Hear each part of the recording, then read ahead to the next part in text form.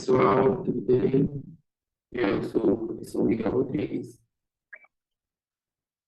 e hoje nós estamos aqui para darmos início à nossa disciplina de estágio supervisionado, tá?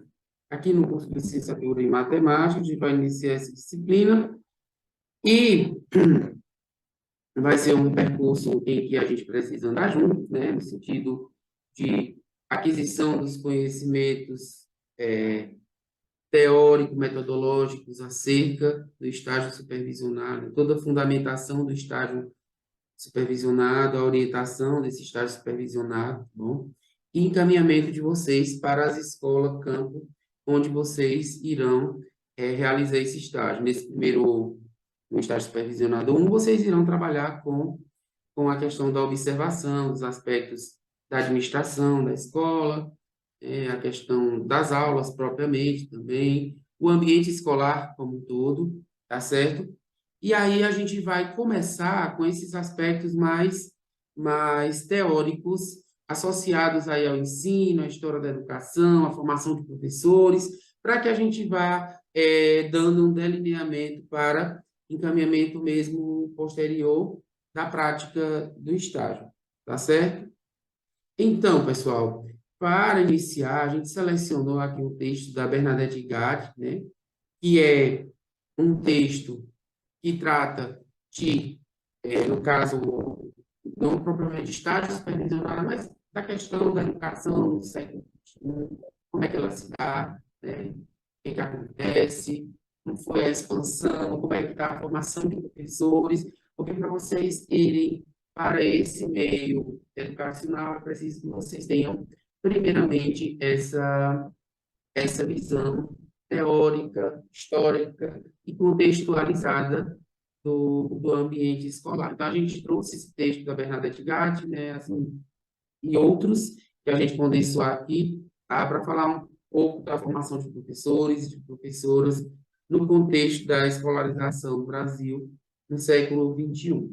Primeiramente, gente, nós precisamos ter essa ideia de que a primeira década do século XXI, por exemplo, qual é a caracterização da economia em termos de possibilidade de investimento em educação? Por que caracterizar a economia, né? Para a gente poder estar associando questão de investimento em formação de professores, em educação básica, em educação superior, né? Então, na primeira década do século XXI, ou seja, nos anos 2000, qual era o cenário que se tinha, né? Se tinha um cenário em que havia um crescimento econômico, ou seja, tinha um cenário promissor em termos de produtividade, né? Isso era beneficiado por uma conjuntura externa, né, que favoreceu a expansão das commodities. O que são as commodities? São esses produtos agrícolas cujo preço ele é definido no mercado internacional, ou seja, que está diretamente relacionado com a variação do dólar, né? E aí, pessoal, exemplificando, é soja, é milho, laranja, né? As frutas em geral, né? Toda essa produção agrícola do Brasil é que trouxe esse crescimento econômico aí no início do século XXI. Então, produziu um notável progresso social em cada região, tá? Naturalmente, aonde se instalam essas grandes empresas do agronegócio, vem junto com ela todo o arcabouço ali da estrutura clássica do agronegócio, não é só as fazendas, mas vem toda a estrutura de serviço e de venda mesmo de produtos que irão beneficiar aí a produtividade agrícola. Lojas de venda de trator, de maquinário, juntamente com restaurantes, enfim, toda uma rede aí do agronegócio. Então, baixou o nível de desemprego, assim, né? Ainda que não se tenha diminuído o trabalho informal. Então, houve uma redução no nível de desemprego nesse início de século XXI e, portanto, houve um aumento na esperança de vida, tá? e a mortalidade infantil ela decresceu substancialmente, ou seja, é um momento relativamente promissor, economicamente falando, tá bom? Então, pessoal, nesse sentido, a gente dá um direcionamento aqui e a formação de professores, houve investimento, como é que houve? A gente sabe que no século XXI, né, no começo do século XXI, houve um direcionamento de políticas públicas para a educação, tanto em termos de formação de professores, quanto em termos mesmo de base ali para a educação básica mesmo, tá? E por que falar daquele cenário econômico? Porque é um cenário que naturalmente favoreceria, né, os diversos segmentos aí da sociedade. E a educação, sendo um desses segmentos, também foi beneficiada, né? Então, falando aqui em formação de professor no século XXI, considerando que, quando a gente está falando de educação, nós estamos falando de algo que não é estático, é algo dinâmico, que acompanha as transformações que ocorrem na própria sociedade, quer dizer, a sociedade vai se transformando e, naturalmente, os meios, as escolas e a preparação, a formação dos professores precisam acompanhar essas transformações, tá certo? Então, nós temos aqui, para a formação de professores no século XXI, o que que a gente tem? Uma necessidade, primeiramente, né? Falando em tecnologia, necessidade de preparar para a inovação tecnológica e as consequências pedagógicas dessa inovação tecnológica, né? Porque até o século passado a gente falava de inovação tecnológica como algo que quem quisesse se aprofundar, buscar, direcionar estudos para essa área, tudo bem. Quem não quisesse, daria para ir levando também, né, sem esse preparo. O que não se aplica nos dias de hoje, no século XXI. Vocês viram que como ocorreu aí a pandemia, né, da Covid-19, o que aconteceu? Professores e as instituições de ensino em geral, elas precisaram o quê? Precisaram se adequar aos métodos, né, associados aí à tecnologia. E quem naquele momento não tivesse condição nenhuma de gravar uma videoaula, né, criar uma webconferência, ou não tivesse essa habilidade com as tecnologias ou disposição em aprender, porque isso é o mais importante, né? É você ter disposição em aprender, estar aberto à aprendizagem, né? E não pode se fechar. Esse é o diferencial, né? A gente precisa estar aberto, por quê? Porque a sociedade está em transformação e as mudanças no cenário educacional, elas são inerentes a essas transformações, tá? E aí, com a questão com o advento da Covid-19, o que que acontece nesse momento? Terminada, voltadas às atividades presenciais, esses processos de educação através das ferramentas tecnológicas, eles estão mais presentes nas aulas presenciais, né, também. Quer dizer, foi algo que aconteceu ali de alguma coisa de alguma forma, fortaleceu tanto o quadro discente quanto o quadro docente em termos de contato com essa tecnologia, de utilização desses meios para a educação, e aí agora essas ferramentas estão mais presentes, inclusive nas aulas presenciais, viu? Então, aí voltando aqui, né? Então, esse preparo para a questão tecnológica é inerente, precisa, é uma necessidade, né? Faz parte do pacote de transformações aí da sociedade. Aí nós temos a formação continuada, que também é um processo necessário. A formação continuada é o que é você estar justamente buscando esses aperfeiçoamentos, né? À medida que chegam novas mudanças organizacionais, seja de âmbito tecnológico ou não.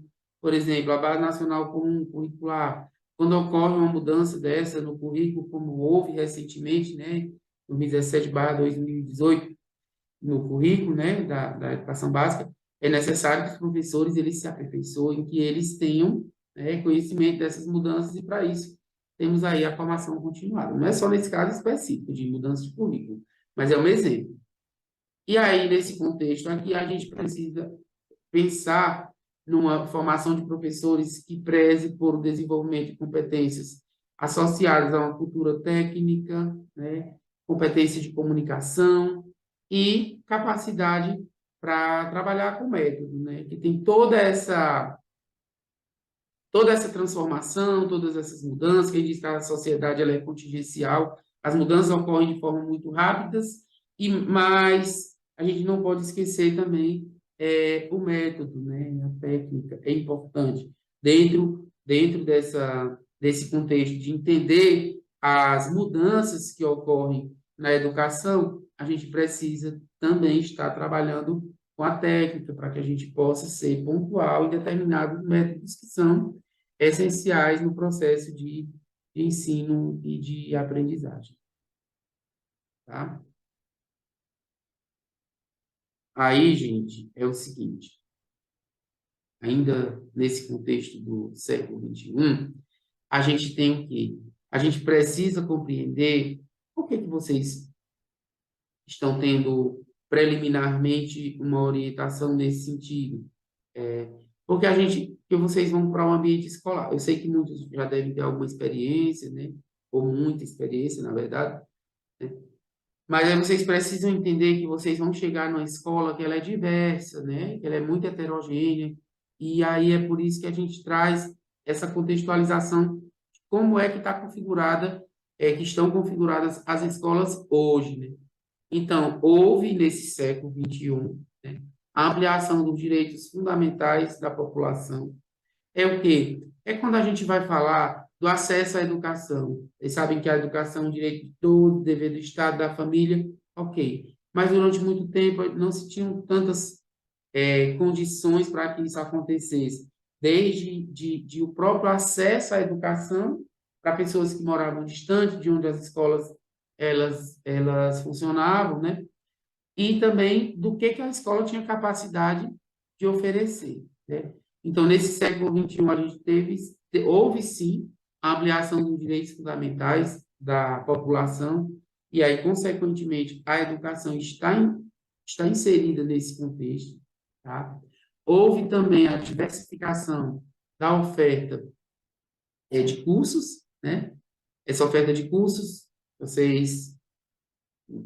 basta vocês darem uma olhada assim, na quantidade, na disponibilidade, cursos técnicos, a própria educação básica em si, né? A quantidade de escolas em tempo integral, enfim. E também os cursos superiores. Vocês sabem que, por exemplo, há 15 anos, há 20 anos, há 20 e poucos anos, eram poucas pessoas que tinham acesso ao ensino superior, e principalmente as pessoas que moravam no interior, né? Falando do Piauí, no interior do estado do Piauí, por exemplo, precisaria se deslocar para os centros e olhe lá, né? Em Teresina tinha, né? Por exemplo, se você pensar picos até 2005, a Universidade Federal só ofertava, né? Era o curso de pedagogia, licenciatura em pedagogia, na época licenciatura plena em pedagogia e licenciatura plena em letras português, né? Esses dois cursos, se você for olhar hoje, lá a oferta de licenciaturas, a bacharelados, tem medicina, enfermagem, e isso é uma tendência que foi ocorrendo com outras cidades também, vieram os institutos federais, a expansão dos institutos federais, enfim, houve uma série de gama de diversificação aí dos cursos, e é o que culmina com esse acesso à educação a que a gente se refere, né? Então, nesse sentido, houve a ampliação também no século XXI da fronteira da educação tradicional, que é isso, é aquela educação onde o professor tratava o aluno como um mero receptor de informações, propriamente, né? E que não se valorizava a interação com o aluno, aquilo que ele já tinha de conhecimento de fora da escola, né, da vida cotidiana dele, que ele trazia para a escola, né? Nada disso era levado em consideração.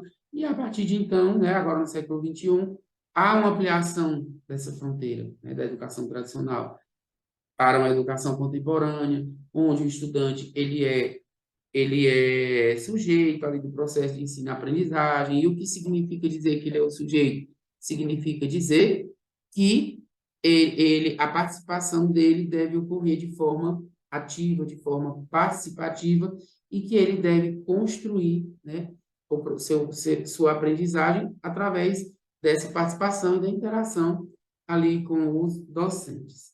E aí, nessas ampliação de direitos, né, diversificação de oferta de curso, ampliação da fronteira da educação tradicional, a gente dá um retorno aqui, é o quê? Fechando, assim, educação para todos, né, e universalização da educação. Universalização da educação no sentido de se dizer que ela está aí está sendo planejada para ser ofertada para todas as pessoas, né? É isso que a gente tem para o século XXI. Ainda existem lacunas? Logicamente que a gente vê, né, que ainda existem lacunas, as instituições de ensino, elas ainda apresentam várias deficiências, assim, limitações na questão do que ela oferta para os estudantes, mas, de fato, em existirem ali, estarem presentes em diversos territórios, possibilitando que pessoas de diversas camadas sociais tenham acesso, né, à educação em nível básico, em nível superior, a gente reconhece sim, né, corroborando aí com o que a literatura mesmo traz, os documentos oficiais, né, e as estatísticas. E a gente vê isso na prática, né, isso ocorre.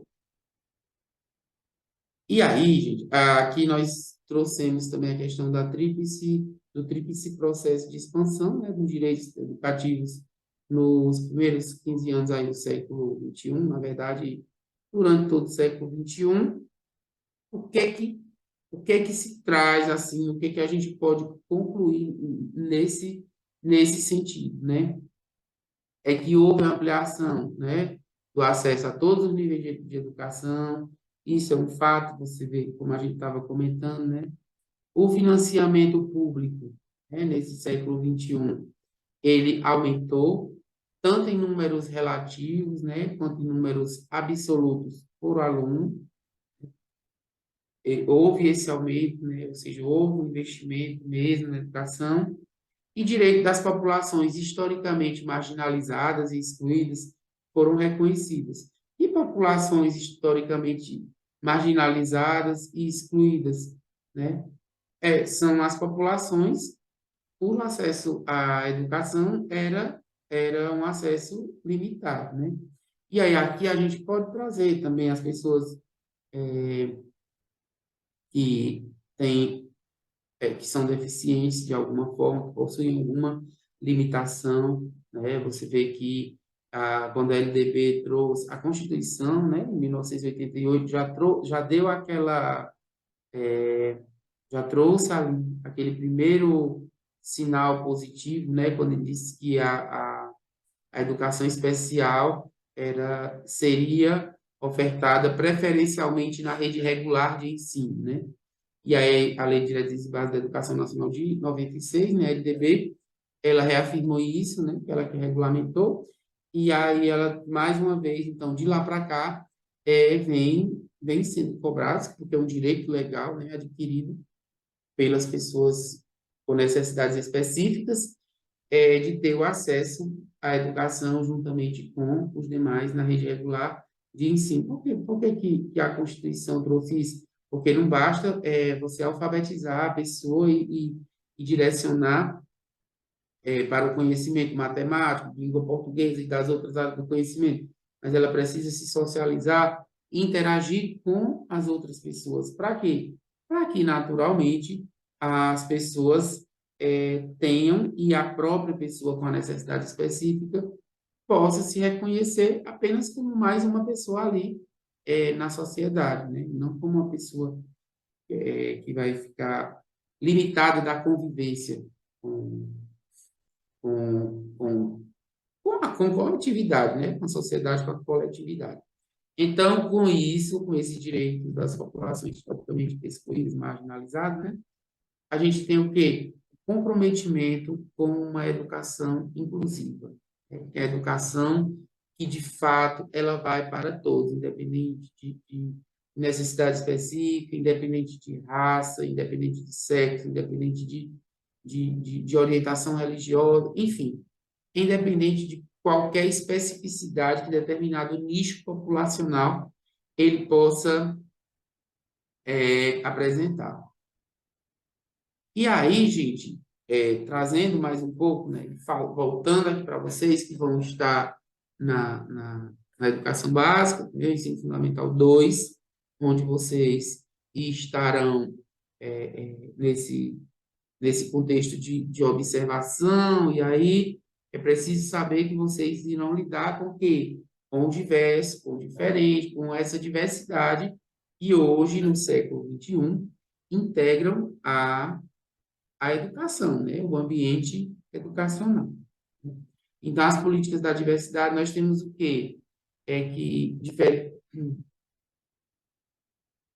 Nesse contexto, a gente tem a diferenciação entre as escolas de educação do campo. O que é isso, gente? O que significa as escolas de educação do campo? Não é só as escolas que se direcionam para a oferta de cursos de agropecuária, ou agroindústria, ou agricultura, ou zootecnia. Não é só isso. A educação do campo é educação que ocorre nas escolas no campo, ou seja, na zona rural, por exemplo, aquelas escolas que ficam localizadas lá. Então, lá tem que ter todo um diferencial em relação à oferta do que se tem na zona urbana. Não é que não exista a base comum que se trabalha na zona urbana, inclusive em diferentes estados, enfim, não é isso. Há a oferta dos conhecimentos básicos comuns a toda a população, mas na educação do campo é preciso que leve em consideração que determinadas culturas locais precisam ser trabalhadas, considerando o ciclo produtivo, o tempo que eles estão na colheita, né, que as pessoas estão trabalhando na colheita de caju, na colheita de feijão, enfim, esses ciclos produtivos, né, questão inverno, verão, o que está acontecendo em termos de produção e ocupação daquela população, daquela zona rural, precisa ser tratado de forma diferenciada, tá bom? E também houve atendimento às populações remanescentes quilombolas, né, de quilombolas ou de indígenas aldeados. O que significa isso, né? Porque as pessoas dos quilombos, né, que houve, inclusive, direcionamento de políticas públicas para esse nicho, quilombolas e indígenas, por exemplo, nas universidades federais e institutos federais, há um direcionamento da Bolsa Permanência, que é uma bolsa de R$ 1.200, que é direcionada para as pessoas que são comprovadamente quilombolas ou indígenas. Isso são apenas exemplos, mas além disso, houve todo um atendimento e um direcionamento para essas populações que são remanescentes quilombolas ou indígenas, tá? E aí houve também um foco muito claro sobre a educação especial, como eu estava falando, né? O que é um foco muito claro? São leis, regulamentações que garantem direito a quê? Direito ao cuidador da pessoa tirando logo a parte primeira da Constituição, que eu mencionei, né? Que é necessário a oferta da educação especial, preferencialmente na rede regular de ensino. Mas aí, quando chega lá, o que tem que ter disponível para essas pessoas, né, diferente, de acordo com a especificidade dela. Então, existe uma série de recursos que são necessários. A gente inclui, para a pessoa surda, por exemplo, tem que ter um intérprete de Libras. Em cada escola que tem uma pessoa, em cada sala que tem uma pessoa surda matriculada, ela tem direito ao intérprete de Libras. Ah, professor, mas eu vim em tal lugar que tem uma pessoa surda e não tem intérprete. Porque, às vezes, as escolas não cumprem a legislação, mas o fato é que a legislação ela está aí e ela determina isso. Em relação à educação de jovens e adultos também, houve um direcionamento específico para o EJA. As escolas em tempo integral também houve uma expansão muito grande. Vocês podem ver que na rede estadual de ensino está tendo essa tendência das escolas em tempo integral, né? Então, nesse sentido, houve um privilégio aí para, não privilégio no sentido negativo, mas no sentido de dar uma atenção privilegiada para as populações que são socialmente vulneráveis, certo? As pessoas socioeconomicamente que têm problemas de acesso à educação por falta mesmo de recurso financeiro, as condições de frequência, de comprar o material escolar, tudo isso que sair da atividade que ajuda no sustento da família para poder estudar, enfim. Nesse sentido, aqui, esse foco, claro, no eixo, na educação em tempo integral, tudo isso deu esse direcionamento e essa atenção, esse privilégio para as pessoas socialmente vulneráveis, tá certo? E assim, pessoal, a gente fechando aqui, a gente pode dizer o quê? Que com essas políticas, com esse direcionamento, né, políticas da diversidade, enfim, houve a intenção de quê? De assegurar a equidade, né, quanto às condições de acesso ao conhecimento, né? Essa questão da equidade está associada ao quê, gente? É o fato de que, se eu estou na zona rural e eu não tenho condições econômicas de me deslocar, de sair da minha atividade que eu me ocupo, que eu dependo daquilo para sobreviver, e aí agora vai haver um direcionamento de políticas que vai viabilizar isso, assim eu terei condições, né, de concorrer em nível de igualdade, em termos de ter do acesso ao conhecimento e, consequentemente, acesso ao emprego, acesso ao ensino superior e prosseguimento aí dos estudos e, assim, essa equidade. Tá certo, gente? E, assim, nós terminamos essa nossa primeira aula, cuja intenção é mesmo trazer um contexto de como está configurada a educação hoje, a educação onde vocês irão ter essa prática de estágio supervisionado 1, tá certo?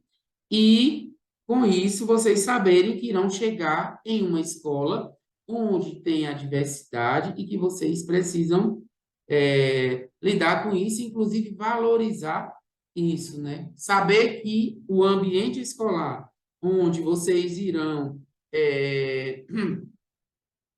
ter esse contato primeiro é um ambiente diverso, ou seja, é um ambiente em que tem diferentes pessoas, assim como a nossa sociedade ela é diversa, né? E aí, pessoal, como atividade para essas 5 primeiras semanas, você tem que assistir a videoaula, essa daqui, eu coloco também o slide lá disponível para quando você assiste uma vez, vou responder a atividade, professor, e aí eu não quero voltar lá no vídeo, aí tem o slide lá disponível onde vocês irão estar olhando e pesquisando para poder fazer a leitura das referências. Qual a referência? Esse material foi elaborado a partir de um livro da Bernadette Gatti, tem diversos artigos nesse livro, tá? E ele está disponível para vocês, essa referência aqui, ó. Tem até o link, mas eu acredito que também estará disponível lá na plataforma o próprio arquivo. Tá bem, gente? Então, bons estudos e até a próxima.